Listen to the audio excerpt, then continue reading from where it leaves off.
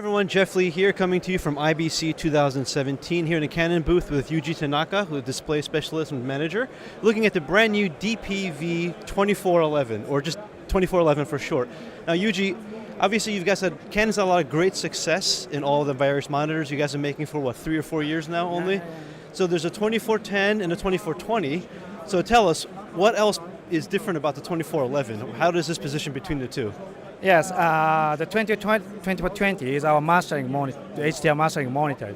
But the older situation sometimes not require the fully mastering HDR monitor. So this 2411 is increased luminance and support for the extensive interface like 12G SDI. It's a big difference. Sure. So this is, you would say, positioned maybe as an onset or DIT monitor that has the option to go HDR. Is that? Would you say that's accurate? Yeah, exactly. If we're shooting that HDR content, anyway, we have to check that HDR materials.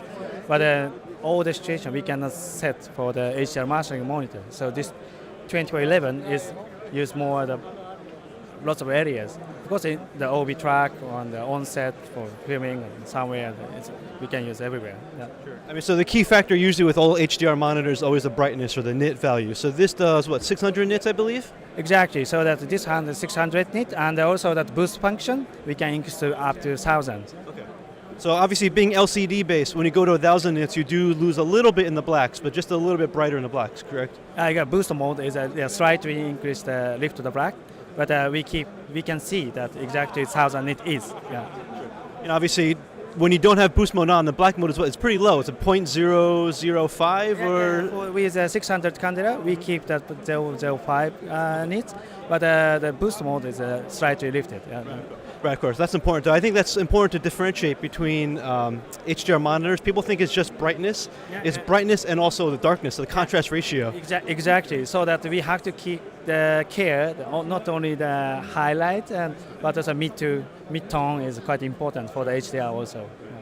So I'm assuming then, you mentioned 12G support, which is new, 12G SDI support. I'm assuming then this also supports a lot of the kind of classic features from all the other Canon monitors. So Canon RAW debayering from the C500 and maybe the ARRI metadata, is that true? Yeah, of course, so that most of the Canon unique functions that we built in that this monitor, so that also this kind of split screen mode, we see that image, and simultaneously we see the HDR force color and also HDR waveform monitor.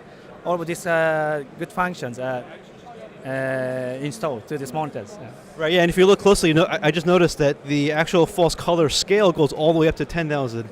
So that's really representative of your HDR range. Exactly, so that even that 10,000 nit monitors, if we see, and this is 1000, we cannot realize, but so that the important point is which luminance they have it. So this false color function enables to check that the luminance, so somewhere, everywhere. Yeah. Right. Yeah, so that's really cool to see it side by side. So HLG support, 2084 support. Exactly. Yeah, we support for the SMPTE 2084 PQ card and also hybrid raw gamma. Both we support. Yeah, and this functionality, like force color and waveform monitor, also support both HDR EOTFs. Okay, so can you have one be a HDR, the other one be sort of an SDR, or are you able to choose? Exactly, yeah. We support for the HDR, SDR split view, because for hybrid raw gamma, we have to use this one EOTF for HDR and SDR.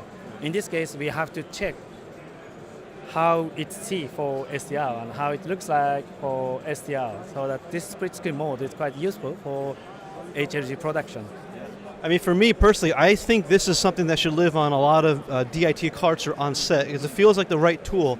It's not the mastering set, like you have the 2420 for that, but this is your very useful on-set tool. Yeah, exactly. So the 2420 is, we create the full mastering monitor, so that it's slightly deeper, and then sometimes not so suitable for the on-set cart or some other things. But this one is quite suitable for the on-set cart, like you see that Codex card and then other normal card. Mm-hmm. It's quite suitable for this on-set production. Yeah, absolutely. I think it's a natural fit. So Yuji, I want to thank you so much again for spending the time with us going over the brand new 2411. Thank you again. This is Jeff Lee signing out from IBC 2017. Thanks for watching.